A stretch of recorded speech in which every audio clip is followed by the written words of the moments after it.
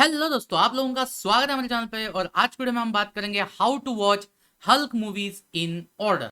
अब मानो या ना मानो, लेकिन हल्क की भी अपनी एक ऑडियंस है, क्योंकि ये बंदा जब हल्क बन जाता है तो जहां पे वो एक्शन करने लगता है, उसी के साथ साथ जब वो कॉमेडी करता है तो भाई मजा डबल हो जाता है। तो इसी वजह से लास्ट मेरी बैटमैन वाली वीडियो थी, उसमें किसी ने कमेंट किया था कि मैक भाई आप हल्क के ऊपर एक वीडियो बनाओ, तो उसी वजह से ये वीडियो बना रहा हूं। चलिए बिना समय गवाए स्टार्ट करते इस वीडियो को। तो देखिए, बहुत सारे लोगों को क्या लगता है हल्क की एंट्री एमसीयू में हुई थी द इनक्रेडिबल हल्क से, लेकिन ऐसा नहीं है गाइस। इसका रीजन क्या है वो मैं आपको बताता हूँ। देखिए, आयरन मैन और कैप्टन अमेरिका की अगर आपने स्टार्टिंग की फिल्में देखी होंगी तो उसमें एग्जैक्टली दिखाया है कि वो कैसे नॉर्मल से आयरन मैन या फिर कैप्टन अमेरिका बने, लेकिन इनक्रेडिबल हल्क में वो चीज हमें देखने को ही नहीं मिलती। उसमें स्टार्टिंग से ही जो हीरो है यानी एडवर्ड नॉर्टन ने उस कैरेक्टर को प्ले किया है, वो हल्क बन चुका है।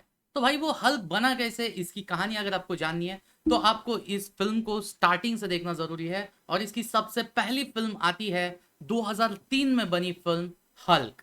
इसमें एरिक बैना नाम का एक्टर ने हल्क का रोल प्ले किया हुआ है, और ये हल्क की एक्चुअली एक ओरिजिन कहानी है। देखिए, पूरी जितनी भी फिल्मों में आपने हल्क को देखा होगा तो आपको एक चीज समझ में आई होगी कि ये बंदा भी एक साइंटिस्ट है, और ये गैमा रेडिएशन के ऊपर एक रिसर्च कर रहा होता है, और एक रिसर्च के दरमियान एक्सीडेंट में ये हल्क बन जाता है।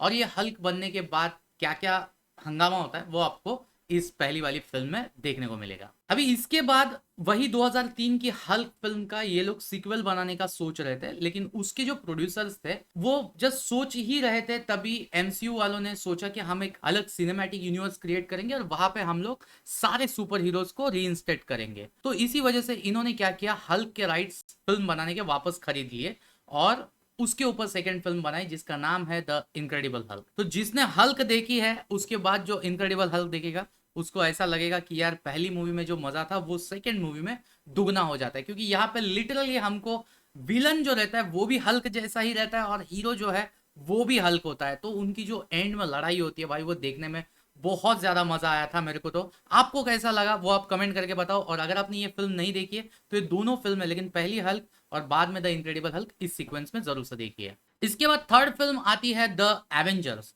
इसमें हल्क जो है वो इंडिया चला गया है, मतलब हमारे हिंदुस्तान आया है, और यहाँ पे उसको बुलाने आती है ब्लैक विडो।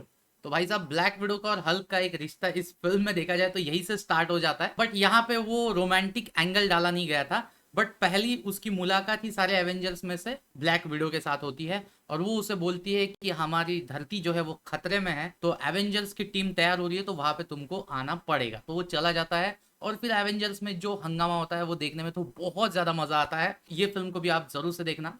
इसके बाद फोर्थ नंबर पे जो फिल्म आती है, इस फिल्म का नाम है आयरन मैन 3। अगर आप ये फिल्म देखे होंगे तो आप सोच रहे होंगे भाई कहाँ है हल्क इस फिल्म में।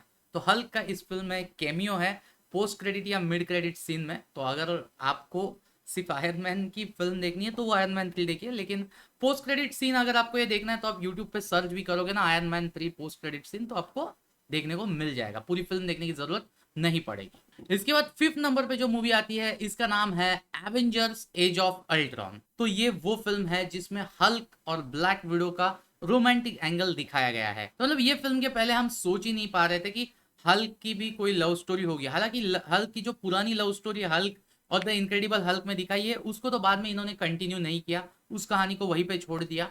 लेकिन यहाँ पे ब्लैक विडो की और उसकी जब एक रोमांटिक कहानी चल रही थी तो वो आगे कैसे बढ़ेगी या नहीं बढ़ेगी वो अगर आपको देखना है तो ये फिल्म देखिए। और इसके अलावा ये फिल्म सबसे ज्यादा इंपॉर्टेंट रोल प्ले करती है वांडा और विजन के लिए, क्योंकि वांडा और विजन का डेब्यू एक्चुअली इस फिल्म से हुआ था। और अगर ये फिल्म आपने मिस की तो वांडा और विजन मार्वल सिनेमैटिक यूनिवर्स में आए कैसे वो आपको कतई समझ में नहीं आएगा। तो इस फिल्म को भी आप जरूर से देखिए, बहुत मजेदार फिल्म थी। इसके बाद सिक्स नंबर पे फिल्म आती है Thor Ragnarok. Age of Ultron के एंडिंग में ही हल्क ऐसा दिखाया है कि कहीं दूसरी दुनिया में चला गया है, और वो दूसरी कौन सी दुनिया में चला जाता है वो आपको थॉर रैग्नारोक में देखने को मिलेगा। और यहाँ पे थॉर के साथ साथ हल्क की इतनी जबरदस्त वाली एंट्री दिखाई गई है कि देख के मेरे को तो पर्सनली बहुत मजा आया था। और इस फिल्म में एक्चुअली आपको कई समय तक हल्क को हल्क के रूप में देखने को मिलेगा। यानी क्या होता है, मोस्ट ऑफ टाइम हमारे चेहरे के सामने वो जो मेन एक्टर प्ले कर रहा है इस रोल को, जिसका नाम है मार्क रफेलो, वो दिखते रहता है। और हल्क सिर्फ फाइटिंग के टाइम पे आता है। लेकिन इस फिल्म में ऐसा नहीं होता है। इस फिल्म में स्टार्टिंग से ही हल्क हल्क रहता है, फिर कुछ टाइम गुजर जाने के बाद वो मार्क रफेलो वापस एक्टर के रूप में दिखाई देता है। तो इस वजह से जो हल्क के फैंस है उनको तो ये फिल्म बहुत ज्यादा मजेदार लगेगी। और मेरे हिसाब से अब तक जितनी भी थॉर की मूवीज बनी है उसकी सबसे बेस्ट मूवी है ये थॉर रैग्नारोक। उसके बाद सेवेंथ मूवी आती है एवेंजर्स इन्फिनिटी वॉर।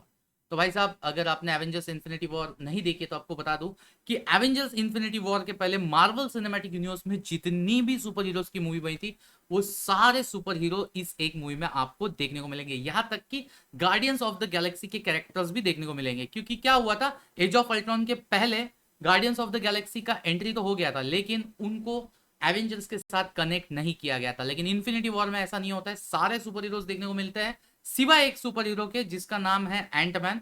उसकी वजह यह रहती है कि उसकी एक इंडिविजुअल फिल्म आने वाली थी और वो एक अलग टाइमलाइन में वर्क कर रही थी, तो इस वजह से वो खाली इस फिल्म में नहीं दिखाई देता।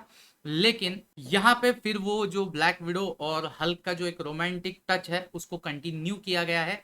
लेकिन वो कौन से हिसाब से किया गया मैं आपको एक्सप्लेन नहीं करूंगा, जब आप फिल्म देखो तो आपको समझ में आएगा। और मेरी अब तक की जितनी भी मार्वल सिनेमैटिक यूनिवर्स की मूवीज बनी है उसकी सबसे फेवरेट मूवी ये है इन्फिनिटी वॉर। उसके बाद 8 नंबर की मूवी आती है कैप्टन मार्वल। अब ये फिल्म जो है वो कैप्टन मार्वल की ओरिजिन स्टोरी बताता है।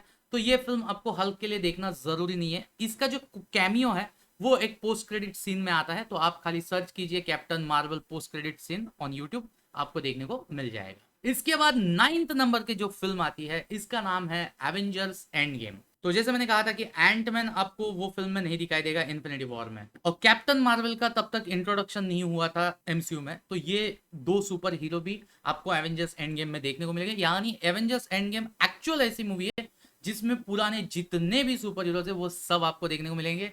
और इन्फिनिटी वॉर के बाद एक इतना खतरनाक वाला क्लिफ हैंगर छोड़ दिया था फिल्म में कि आगे होगा तो क्या। तो उस सारे सवालों के जवाब अगर आपको चाहिए तो आपको एवेंजर्स एंड गेम देखना बहुत ही जरूरी पड़ेगा। और ये अब तक की जितनी भी मार्वल सिनेमैटिक यूनिवर्स की मूवीज बनी है उसमें की सबसे ज्यादा बिजनेस करने वाली फिल्म है। और हालांकि ये जब रिलीज हुई थी उस वक्त ये दुनिया की सबसे ज्यादा बिजनेस करने वाली फिल्म बनी थी। इसके बाद 10th नंबर की जो मूवी आती है इसका नाम है शैंग ची and legend of the 10 rings. इसमें भी हल्का आपको कैमियो देखने को मिलेगा पोस्ट क्रेडिट सीन में, तो आप सिंपल सी बात है यूट्यूब पे सर्च करो।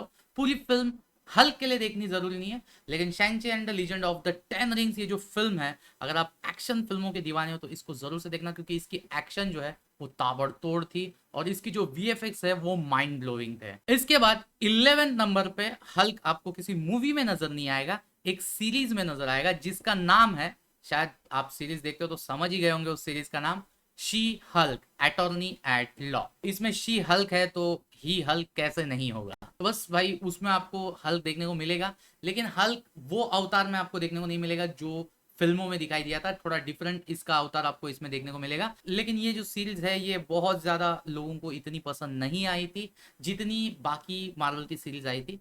तो ये आपके ऊपर है, अगर आपको देखनी है शी हल्क तो देखिए। एक डिफरेंट किस्म की सीरीज है, किसी को पसंद आई किसी को नहीं आई, आपको आ सकती है नहीं आ सकती है, मैं कुछ नहीं बोल सकता। तो बस गाइस आज की हल्क की वीडियो में इतना ही। अगर वीडियो अच्छा लगे तो वीडियो को लाइक करना, चैनल पे फर्स्ट टाइम है चैनल को सब्सक्राइब करना। अब मिलते हैं और एक ऐसी वीडियो के साथ, तब तक के लिए गुड बाय।